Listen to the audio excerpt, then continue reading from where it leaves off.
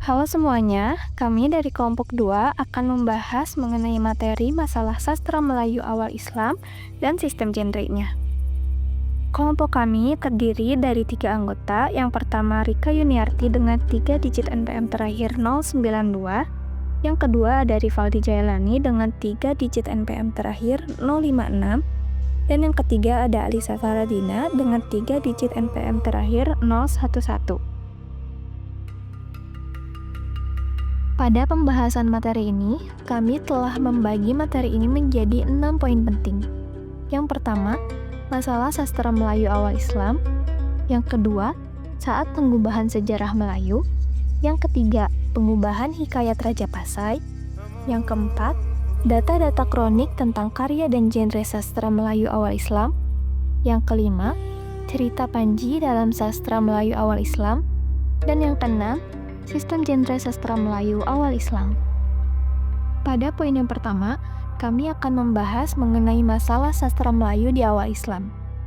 Kajian sastra Melayu Islam awal menghadapi banyak tantangan yang mempersulit pemahaman kita karena adanya keterbatasan akses ke teks dan manuskrip utama, yang banyak diantaranya telah hilang atau rusak seiring berjalannya waktu. Sementara itu, kebanyakan naskah-naskah Melayu tidak bertarikh dan tidak bernama pengarang. Oleh karena itu, tidak mudah untuk menetapkan dan menentukan periode sistem sastra Melayu.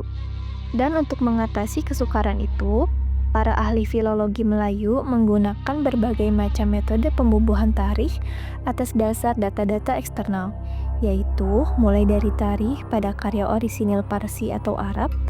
Peneliti menemukan naskah-naskah Melayu yang tertua paling jauh berasal dari akhir abad ke-14 dan awal abad ke-16.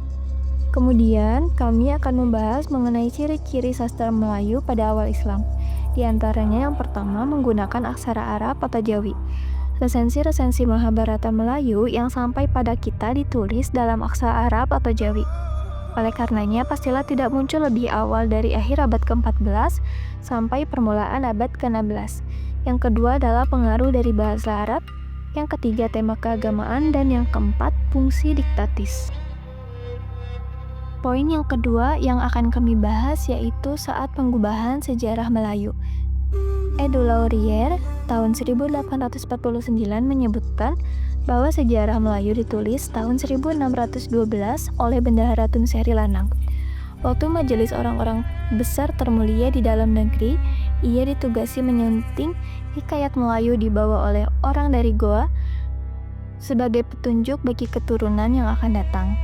Menanggapi pernyataan tersebut, Richard Olaf Winstead mengemukakan pendapatnya. Ia mengatakan bahwa sejarah Melayu bukan hanya sebuah karya sastra, tetapi juga dokumen sejarah yang mencerminkan budaya dan tradisi Melayu.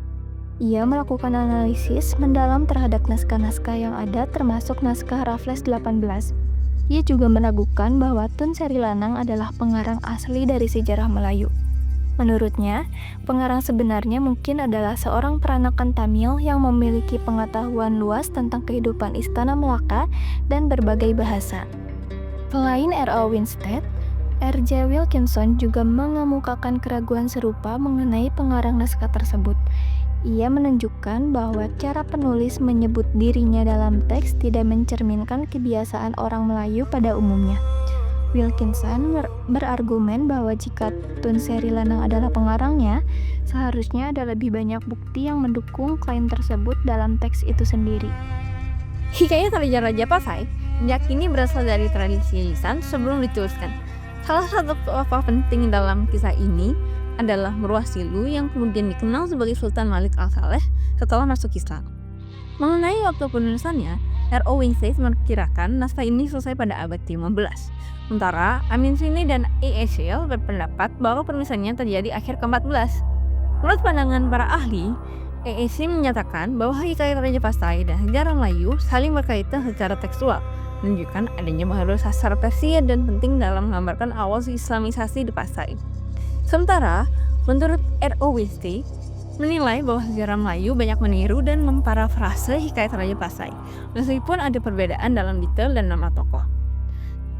Di lain itu, Atau melihat Hikayat Raja Pasai sebagai sumber yang memperkaya pemahaman tentang sejarah dan tradisi Melayu meskipun fokusnya berbeda dengan sejarah Melayu itu sendiri. Sastra Melayu awal Islam terdokumentasi dalam 2 kronik utama, yaitu Hikayat Raja Pasai dan Sejarah Melayu. Hikayat Raja Pasai berfokus pada sejarah Kesultanan Pasai. Sedangkan sejarah Melayu mencakup berbagai kerajaan seperti Malaka dan Johor. Dalam Hikayat Raja Pasai, sastra tidak disebutkan secara eksplisit dalam bentuk daftar karya, tetapi tersirat dalam narasi dan struktur kisahnya. Sedangkan sejarah Melayu tidak hanya mencerminkan unsur sastra dalam narasinya, tetapi juga secara langsung menyebutkan berbagai karya sastra yang berkembang pada masanya. Misalnya, beberapa hikayat terkenal seperti Hikayat Muhammad Hanafiyah dan Hikayat Amir Hamzah disebutkan dalam teks. Pengaruh Islam dalam sastra Melayu juga terlihat dalam perubahan bahasa dan gaya penulisan. Sebelum Islam, sastra Melayu banyak dipengaruhi oleh epos Hindu Buddha seperti Ramayana dan Mahabharata. Namun, setelah Islam masuk, tema kepahlawanan dan nilai-nilai moral dari tradisi Arab dan Persia mulai mendominasi. Penggunaan bahasa Arab dan istilah Islam pun semakin sering ditemukan, mencerminkan pergeseran budaya serta agama di Nusantara. Cerita Panji adalah kisah romansa kepahlawanan dari Jawa yang berkembang sejak abad ke-14 dan memiliki pengaruh besar dalam sastra Melayu awal Islam. Cerita ini tidak hanya tersebar di Jawa, tetapi juga diadaptasi dalam sejarah Melayu dan Hikayat Raja Pasai, mencerminkan akulturasi budaya antara sastra Jawa Hindu dan Islam di Nusantara. Dalam sejarah Melayu, unsur cerita Panji terlihat dalam kisah perjalanan tokoh utama dalam menemukan takdirnya. Sementara itu, Hikayat Raja Pasai memiliki motif khas Panji, seperti pencarian jodoh melalui pelukisan wajah dan perjalanan calon pengantin perempuan ke negeri calon suaminya. Selain itu, Hikayat Tekel Waneng Pati juga menunjukkan pengaruh cerita Panji dengan kisah seorang pangeran yang melakukan perjalanan panjang untuk menemukan identitas dan mengklaim haknya sebagai pewaris kerajaan. Sistem genre sastra Melayu awal Islam. Perkembangan sastra Melayu awal Islam, terutama dalam konteks historiografi dan hagiografi, mencerminkan transisi budaya yang signifikan di Nusantara. Sastra ini tidak hanya berfungsi sebagai media penyebaran agama, tetapi juga sebagai cermin sejarah dan identitas masyarakat Melayu. Historiografi Melayu berkembang pesat dari pertengahan abad ke-16 hingga abad ke-19. Evolusi ini dapat dibagi menjadi 4 tahap. Yang pertama, tahap mitos. Yang kedua, tahap sejarah awal. Yang ketiga, tahap penanggalan. Yang keempat, tahap glorifikasi. Lalu hagiografi. Hikayat hagiografi merupakan genre penting dalam sastra Melayu klasik yang menggambarkan tokoh-tokoh suci atau pahlawan Islam. Karya-karya ini menekankan pada sifat-sifat moral dan spiritual daripada pencapaian duniawi.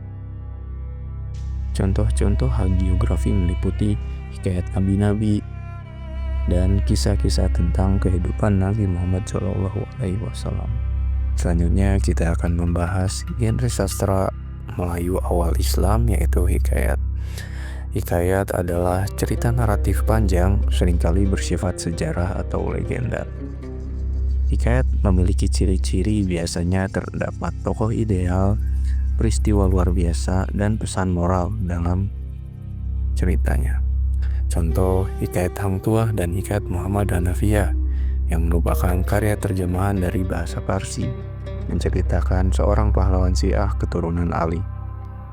Genre hikayat mempunyai prototipe di dalam sastra Melayu kuno, tetapi bentuk genre ini baru menemukan corak definitifnya dan memperoleh penamaannya yang baru di dalam zaman awal Islam, yaitu pada akhir abad ke-14. Selanjutnya ada genre sastra Melayu awal Islam yang lain, yaitu syair. Syair sebagai genre sastra adalah puisi lama yang tiap baitnya terdiri dari 4 baris dengan rima a a a a, dan semua barisnya merupakan isi, bukan sampiran, serta biasanya digunakan untuk bercerita. Syair memiliki ciri-ciri biasanya menggunakan bahasa yang indah, makna mendalam, bersifat nasihat atau pujian. Contohnya Hamzah Fansuri terkenal karena puisinya yang mencerminkan tema-tema sufi dan menekankan pentingnya cinta dan pengetahuan ilahi. Maka selesailah sudah pembahasan mengenai masalah sastra Melayu awal Islam dan sistem genrenya. Pada akhirnya, sastra Melayu awal Islam mengalami berbagai tantangan dalam kajiannya, terutama karena keterbatasan akses terhadap naskah asli yang seringkali tidak bertarikh dan tidak mencantumkan nama pengarang. Meskipun demikian, para peneliti menggunakan berbagai metode untuk menentukan periode sastra ini. Ciri utama sastra Melayu awal Islam meliputi penggunaan aksara Arab, yaitu Jawi, aksara Jawi, pengaruh bahasa dan konsep Islam, dominasi tema keagamaan, serta fungsi didaktisnya. Perkembangan sastra Melayu awal Islam sangat dipengaruhi oleh sejarah dan budaya, termasuk adaptasi cerita Panji dari Jawa. Dalam sistem genre, sastra Melayu awal Islam terbagi dalam beberapa jenis utama, seperti hikayat dan syair. Hikayat memiliki karakteristik naratif panjang dengan unsur sejarah atau legenda, sementara syair lebih berbentuk puisi dengan makna mendalam dan pesan moral di dalamnya. Secara keseluruhan, sastra Melayu awal Islam tidak hanya berfungsi sebagai alat penyebaran agama Islam, tetapi juga sebagai cerminan sejarah, budaya, dan identitas masyarakat Melayu di masa lampau.